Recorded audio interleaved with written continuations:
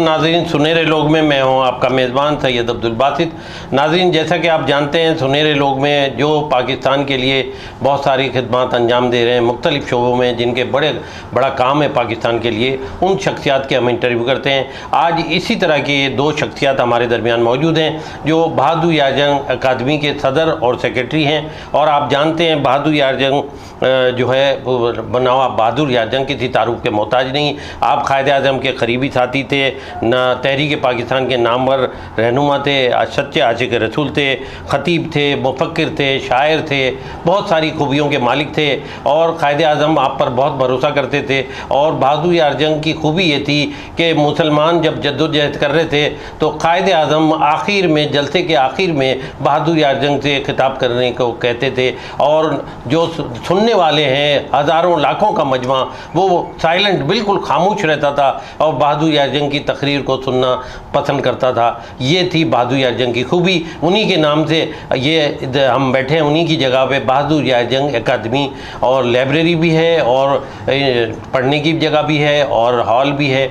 और यहाँ पर बहुत सारे किताब की अशात भी होती हैं, अदबी तकरीबात भी होती हैं। तो इस सिलसिले में हम सबसे पहले सदर बहादुर यार जंग अकेडमी मोहतरम जनाब वसीमुद्दीन, अस्सलाम वालेकुम वसीम साहब, कैसे मिजाज है? वालेकुम सलाम। और मोतमद उममी मोहतरम जनाब सैयद सबीउद्दीन हुसैनी साहब, अस्सलाम वालेकुम। वालेकुम सलाम।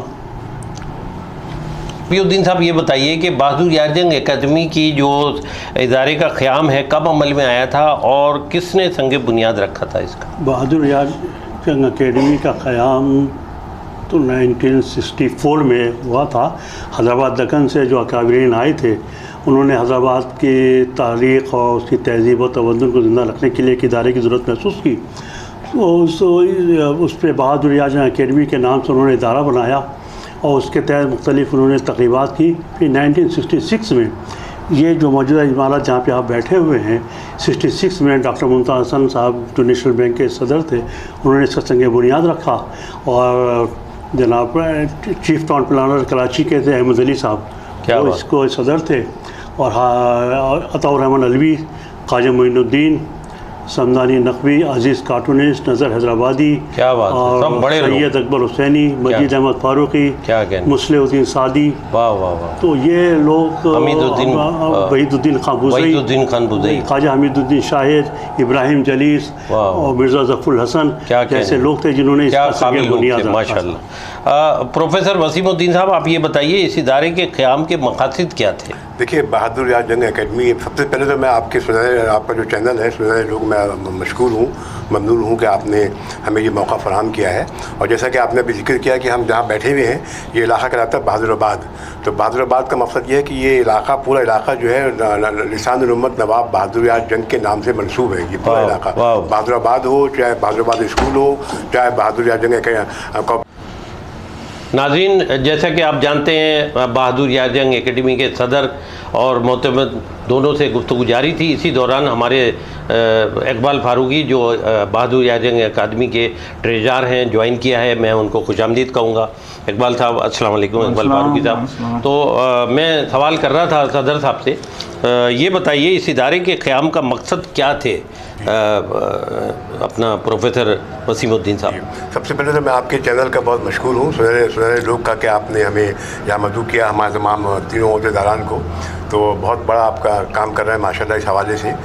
अच्छा, देखिए, नवाब बहादुर यार जंग जो है एक बड़ी कदावर शख्सियत है। हम इनको सिर्फ महदूद नहीं कर सकते कि वो सिर्फ हैदराबाद की शख्सियत नहीं थे, बल्कि वो आलम इस्लाम, बरसग़ीर और आलम इस्लाम के एक कदावर शख्सियत नवाब बहादुर यार जंग थे।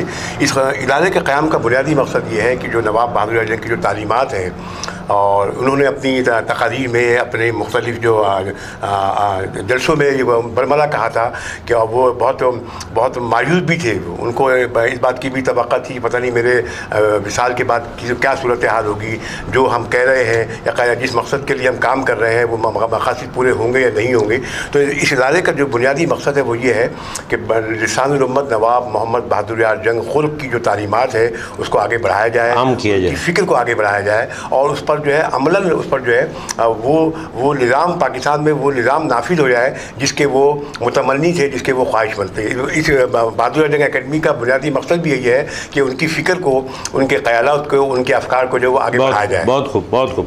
अब मैं सबीउद्दीन साहब आपसे पूछना चाहूँगा, इस इदारे के क़याम में इस ज़माने के किन नामवर शख्सियात ने हिस्सा लिया जो एकेडमी की बुनियाद रखी? मैंने अभी शायद जिक्र किया, अभी नामों का तो आपको मैंने जिक्र किया। तो एकेडमी की 66 में तो हो गई थी। उसके बाद गुलाम मुस्तफ़ा जतोई वज़ीर आला सिंध थे, उनका ताउन बहुत हासिल रहा। इलाही बख्श उमर का ताउन हासिल रहा, सिंध के जो एक अहम सियासी लीडर थे। और पीर इलाही बख्श का, मदद अली सिंधी साहब, अब्दुल मजीद सिंधी। तो ये जो है सिंध के कराची के अलावा या हैदराबाद दक्कन के अलावा जो लोग थे, उन हकीम मोहम्मद सईद साहब का ताउन बहुत हासिल रहा। इन लोगों की ताउन से ये इदारा तक चल रहा है। इकबाल फारूकी साहब, बहादुर याजंग एकेडमी की क़ायम जो किया था, लाइब्रेरी का मकसद, क़याम का असल मकसद क्या था? क्या वो आप उसको मेंटेन रखा हुआ है आप लोगों ने? बहादुर याजंग एकेडमी के क़याम का असल मकसद ही यही था कि हम उसमें एक लाइब्रेरी कायम करें, जो हमारे अल्हम्दुलिल्लाह है। तकरीबन 30,000 किताबें हैं और उसमें तारीख़ हैदराबाद दक्कन की तारीख़, तहरीक पाकिस्तान से जो ताल्लुक़ है, सीरत नबवी और हर किस्म के मौजू पर वहाँ किताबें मौजूद हैं। और अल्हम्दुलिल्लाह हमारी लाइब्रेरी से बहुत से बच्चों ने इस्तिफ़ादा हासिल किया और उन्होंने आला तालीम भी हासिल की।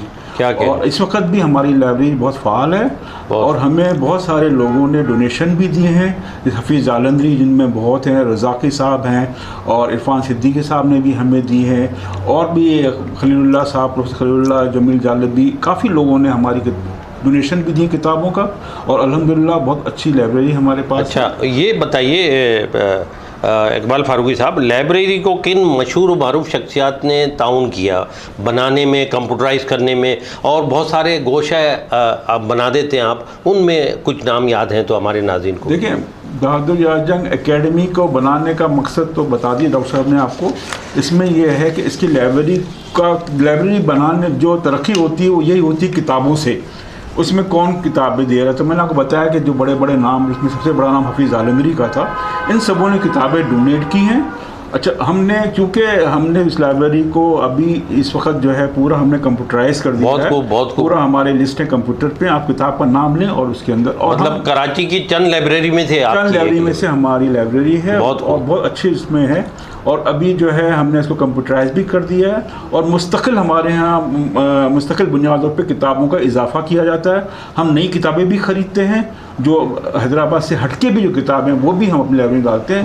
और हमारे यहाँ इस वक्त भी तकरीबन रोज़ाना 8 से 10 बच्चे जो आके अपना काम करते हैं, रिसर्च वर्क करते हैं और उसमें काम कर रहे हैं किताबों का। तालिब इल्म जो लाइब्रेरी में इस्तिफ़ादा हासिल करते हैं, अक्सरियत रिसर्च या तहक़ीक़ से है? सदर साहब, आपसे सवाल है। जी देखिए, मुझे ये एजाज़ भी हासिल है और सादत भी हासिल है कि मैंने तकरीबन 12 तलबा को PhD करवाया है मैंने, जामिया कराची से और जामिया उर्दू से ना। माशाअल्लाह। तो हमारी जो बहादुर याजंग एकेडमी जो लाइब्रेरी है, मेरे 12 तलबा ने यहाँ से इस्तिफ़ादा किया है, हमारे कुतुब खाने से इस्तिफ़ादा किया। हमारी लाइब्रेरी, हमारा कुतुब खाना जो है एकेडमी का इस काबिल है कि वो लोग जो MPhil और PhD कर रहे हैं, जिसको हम आला तालीम कहते हैं, वो यहाँ से इस्तिफ़ादा कर रहे हैं। अच्छा, इस सिलसिले को और कुछ बढ़ाने का इरादा है? और आते रहते हैं तलबा जो है MPhil और PhD कर रहे हैं, मज़ीद जो कर रहे हैं, बहुत अच्छी बात है। ये तो बहुत इस्तिफ़ादा करते हैं यहाँ। तो ये कुतुब खाने का बहुत बड़ा कंट्रीब्यूशन है कि वो लोग जो रिसर्च स्कॉलर हैं और जैसे जिनका एक कंट्रीब्यूशन है माशरे में, वो यहाँ की लाइब्रेरी से आके इस्तिफ़ादा करते हैं। अच्छा, सैयद सबीउद्दीन साहब, आप बताइए कि अकादमी के शोबे तसनीफ़ और तालीम में जो कुतुब शाया हुई हैं, वो ज़्यादातर किन मौज़ूआत पर हैं और किन को आप डिज़र्व समझते हैं इनके लिए? देखिए, बेसिकली तो जो क़याम था एकेडमी का, उसमें यही था कि हैदराबाद दक्कन के हवाले से और बहादुर याजंग के हवाले से, इस्लाम के हवाले से कुतुब जो है ना शाया की जाएंगी। चुनांचे एकेडमी की तकरीबन 30 के करीब मतबूआत हैं जो अब तक शाया एकेडमी ने किया है। क्या इसमें नवाब बहादुर याजंग की तकारीर, उनके खतूत और उनका सफ़रनामा, नवाब साहब के ताल्लुक़ से जो भी कोई तहक़ीक़ करना चाहे वो यहाँ आके बड़े इत्मीनान से तहक़ीक़ कर सकता है। तो तमाम नवाब साहब के ताल्लुक़ से हमने, हमारे बुज़ुर्गों ने सब काम रिसर्च से वो मुकम्मल किया हुआ है। हर किस्म की उनकी ज़िंदगी के हर गोशा पे भरपूर काम हुआ है। अच्छा, सदर साहब ये बताइए, क्या आपने ब्रिटिश कौंसल लंदन को भी अकादमी के मतबूआत का तोहफ़ा दिए हैं कि कुतुब भेजी हैं? जिससे वो बहुत खुश हुए हैं और सवादा हासिल हमने हुआ। कुतुब दी थी, उन्होंने बहुत हमें वेलकम किया, उन्होंने बहुत हमारी हौसला अफजाई की है और उन्होंने कहा कि हमें तो पता ही नहीं था कि आपका कुतुब खाना है या बहादुर आजम एकेडमी की जो लाइब्रेरी है उसमें इतना ज़ख़ीरा है, इतनी किताबें हैं। तो उन्होंने बहुत वो हमारे मशकूर हुए, ममनून हुए और उन्होंने कहा कि आपका ये ताउन जो है मुस्तक़बिल में भी आपका ये ताउन जो है जारी व सारी रहना चाहिए, ताकि हम जो यहाँ के जो पढ़ने वाले जो क़ारीन हैं ब्रिटिश लाइब्रेरी के, वो भी आपकी किताबों से इस्तेफ़ादा कर सकें। ये एक बहुत बड़ा कंट्रीब्यूशन है हमारे कुतुब खाने का। मैं समझता हूँ कि जो कराची में जो जामा कराची और उसके बाद नेशनल लाइब्रेरी, लियाकत लाइब्रेरी और जो कई चंद बड़ी जो कुतुब खाने हैं, तो हमारी बहादुर आजम एकेडमी का जो कुतुब खाने का भी एक बड़ा नाम है क्या और यहाँ से बहुत लोग इस्तेफ़ादा कर रहे हैं। और मज़ीद जो है जैसे अभी अकबर फारूकी साहब ने भी कहा और सभी साहब ने भी कहा, ये हमारी बड़ी खुदनसीबी है, हम तीनों ओहदेदारान की, आपकी भी, आप नाज़िम तकरीब है कि हम ये हमारी बड़ी खुदनसीबी है और कुछ बख्ती है कि हम एक ऐसे इदारे से, एक ऐसे कुतुब खाने से, एक ऐसे इदारे से मुंसलिक हैं जिसके लिए लोग हसरत कर सकते हैं, हसरत करते हैं लोग। तो ये हमारे लिए एक बहुत बड़ा एजाज़ भी है और सादत भी है। इकबाल फारूकी साहब ये बताइए कि ये जो इतनी बड़ी एकेडमी खिदमत अंजाम दे रही, लाइब्रेरी भी है, बहुत सारे अदीब शायर वगैरह के लिए हवाले से तकरीबात होती हैं, फाइनेंशियली आप किस तरह इसको देखते हैं? क्योंकि आप ट्रेजर हैं तो बहुत सारे मसाइल पेश आते होंगे आपको। इसमें सबसे अहम बात तो ये है कि हमें किसी किस्म का कोई डोनेशन नहीं मिलता है। बहुत हम बगैर हम खुद अपने फंड जनरेट करते हैं और उसमें यह है कि रेंट से हमने कुछ रेंट दिया हुआ है नीचे अपने लाइब्रेरी उसके अंदर, लोकेशन के अंदर ही साइट में, और उसके रेंट से आता है हमारे पास, और बाकी हमारे जो बैंक में कुछ डिपॉजिट्स होते हैं उसके प्रॉफिट से, मतलब हम अपने मीन्स में रहते हैं। हम जो कमाते हैं हम उसी में अपने खर्चे भी करते हैं और उसी में मेंटेन करते हैं। बहुत अच्छी बात। और अल्हम्दुलिल्लाह हमने पिछले 3 साल में हमने एकेडमी में बहुत ज़्यादा काम कराया है, अपने इसके अंदर तामीरात में भी और उसकी ब्यूटिफिकेशन में भी। तो वो हम अपने ही फंड से करते हैं, हमें कहीं से किसी किस्म की कोई एड नहीं मिलती। बहुत खूब, हमारे बहुत खूब सही कहा आपने, वजह कहा। इसको मद्देनज़र रखते हुए एक्टिविटी को रखना पड़ता है, क्योंकि वो बजट फिर ओवर हो जाए तो प्रॉब्लम आती है। तो सबीउद्दीन साहब ये बताइए, अकादमी की किस किस्म की इल्मी अदबी तकारीब होती हैं जिसको आप अदब के हवाले से खिदमत कहेंगे? अकादमी का बड़ा नाम है, बहुत तकरीबात हो रही हैं, ख़ास तौर पर आपके जो साथ की टीम आई है, ओहदेदार आए, तो मैंने सुना है शहर में बहुत सारे अदीब शायर, बहुत सारे नक़ाद दानिश्वर मिलते हैं, वो कहते हैं अकादमी में बड़ा काम हो रहा है और बहुत प्रोग्राम हो रहे हैं। तो इस हवाले से हमारे नाज़रीन को कुछ बताइए कि इतनी 4 साल में इतनी ज़्यादा तेज़ इम्प्रूवमेंट, ये यंग ब्लड की वजह से, नई टीम की वजह से, ये ज़रूर नाज़रीन को बताइए। देखिए, ये ज़ाहिर है कि अकेला फ़र्ज़ वाहिद तो कुछ नहीं कर सकता, ये टीम वर्क होता है। मेरे साथी जो ट्रेजरर हैं, सदर हैं, खुदा आप नाज़िम तकरीबात हैं, हमने एक्टिविटीज़ बहरहाल ये 15-16 साल बिल्कुल जमूत की कैफियत तारीख थी एकेडमी पे, हमने इसको ज़िंदा किया है। और उसके साथ हमारे साथ कराची के भी अदीब शोराओं ने ताउन किया। हम जितने भी प्रोग्राम हमने बहुत एक्टिव, मतलब आर्ट्स काउंसिल के बाद मैं समझता हूँ कि बहादुर एकेडमी है कि तकरीबात इसने पीरियड में उसने किया है। बिल्कुल सही। अल्लामा इकबाल पे अभी हमने किया, फिर शाह अब्दुल लतीफ़ भिटाई के ऊपर बड़ा शानदार हमारा प्रोग्राम हुआ। तो हर साल हमारे प्रोग्राम तो 12-14 प्रोग्राम तो हमारे होते ही हैं और उसमें ताउन रहता है हर लोगों का। बहुत अच्छा।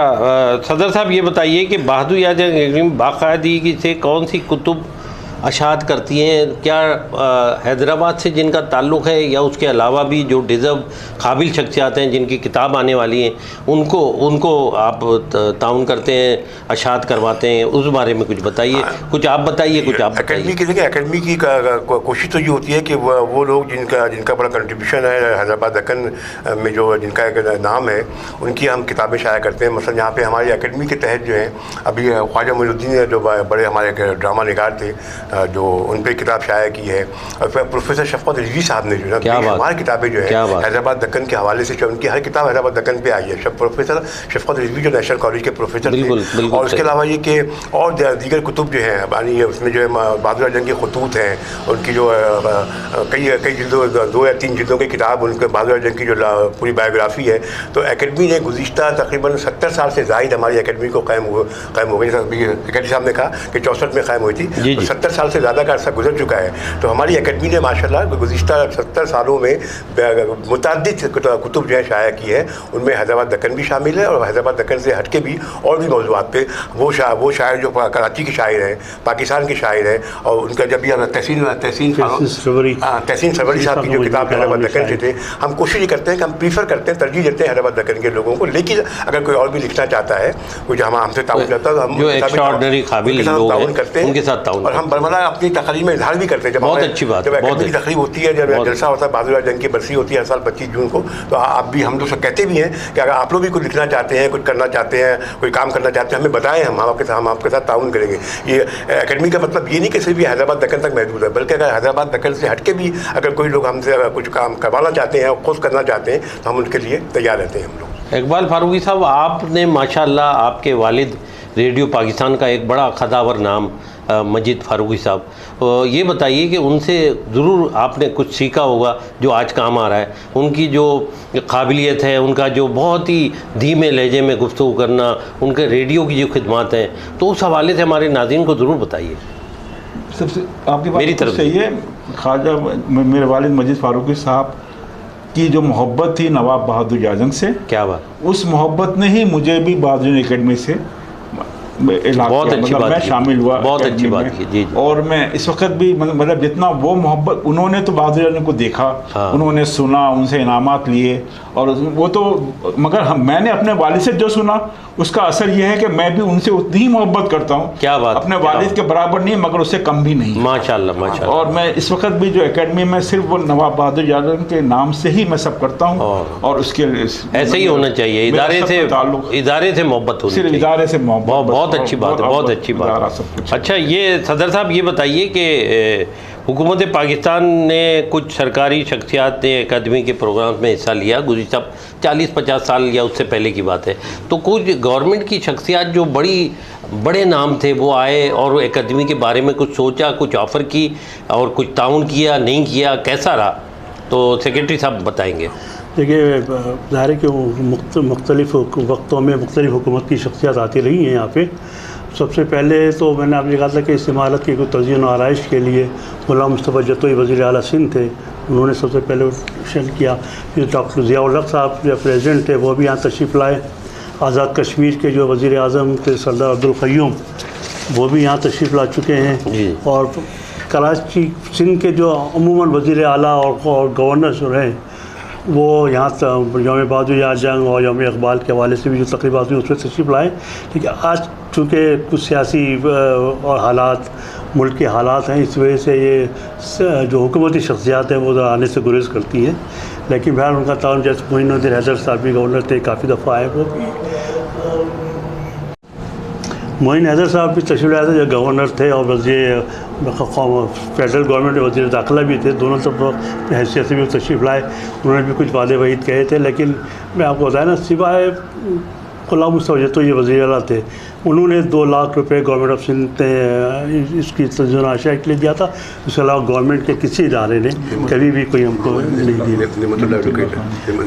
और नेमतुल्लाह खान साहब ज़माने, अब्दुल सत्तार अफ़गानी के ज़माने में, और हमें KMC की तरफ से 1 लाख रुपए इमदाद मिली।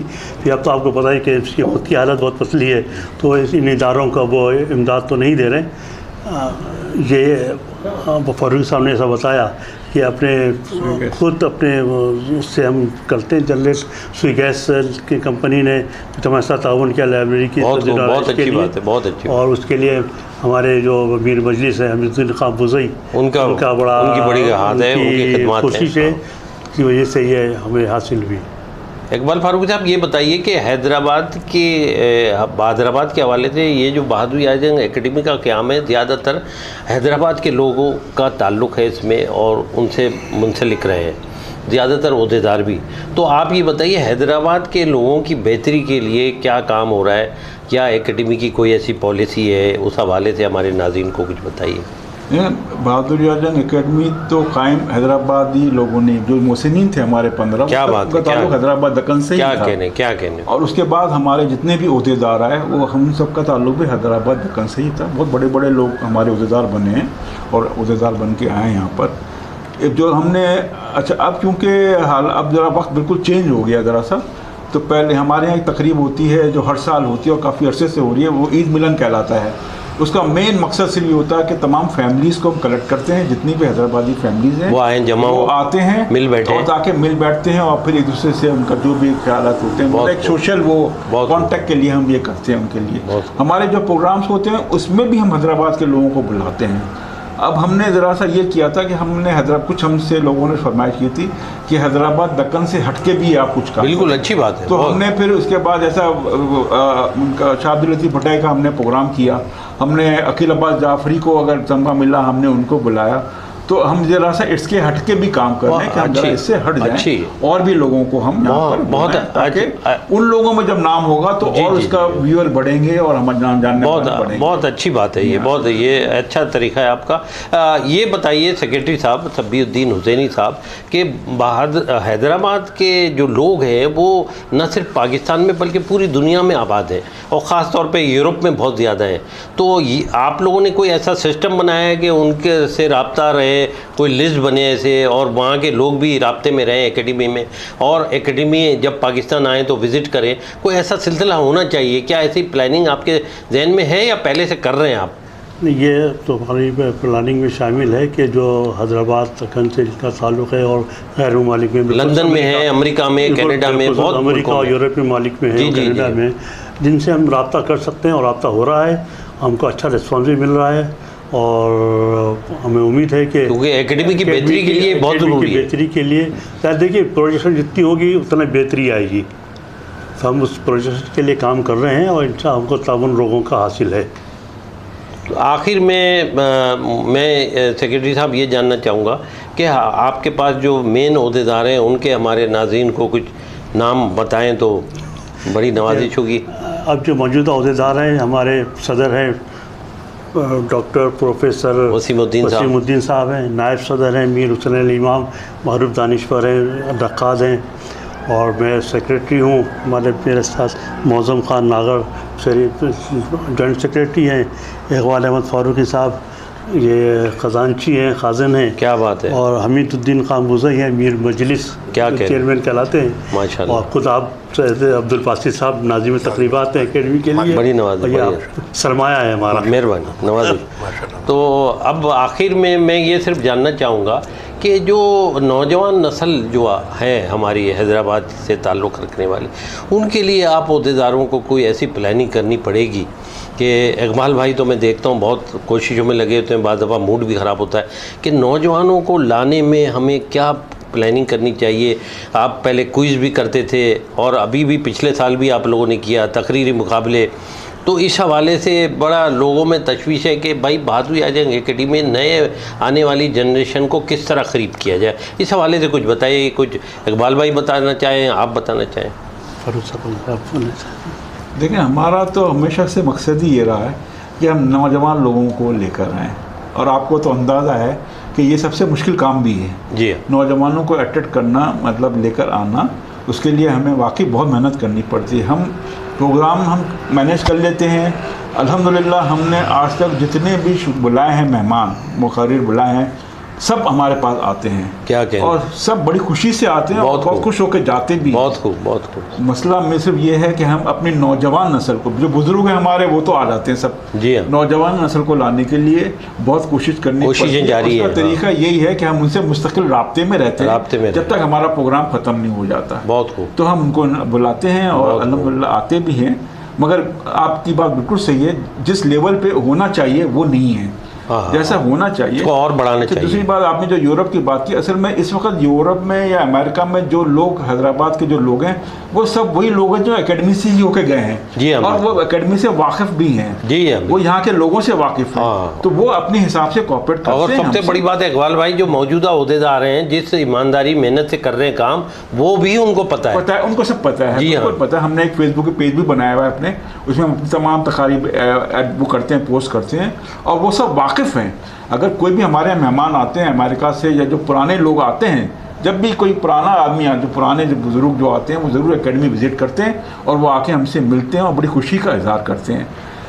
हमारा जो अच्छा बहुत से लोग तैयार भी रहते हैं हमें डोनेशन देने के लिए भी, ऑफ़र भी करते हैं, मगर बहरहाल हम उसमें मतलब मजबूर हैं और हम वो एक्सेप्ट नहीं कर सकते। इसलिए हम जो कर रहे हैं उस अपने इस पे कर रहे हैं। हम सब ऑनरी लोग काम करते हैं, में और दायरे में रहकर हम जितने भी अहदेदार हैं सब ऑनरी तौर पे काम करते हैं। और हम ऑनरी ये है कि अपना टाइम देते हैं, क्या बात, बड़ी खुशी से देते हैं। और आजकल के दौर में जबरन नहीं है, आजकल के दौर में बहुत बड़ी बात है, हम पे कोई जबरन नहीं है। हम अपनी खुशी से आते हैं, अपनी खुशी से टाइम देते हैं सब, हम सब जो लोग भी हैं सब भी एकेडमी के लिए। बहुत बहुत शुक्रिया इकबाल फारूकी साहब, सैयद सबीउद्दीन हुसैनी साहब, प्रोफेसर वसीमुद्दीन साहब, बहुत ही तफसीली गुफ्तगू रही। इंशाअल्लाह हमारे नाज़रीन को ये बहादुर यार जंग अकादमी के बारे में कि लाइब्रेरी और दीगर क्या काम हो रहे हैं, अदबी तकरीबात हो रही हैं, उनके मालूमात बहुत ही सैर हासिल बात हुई है।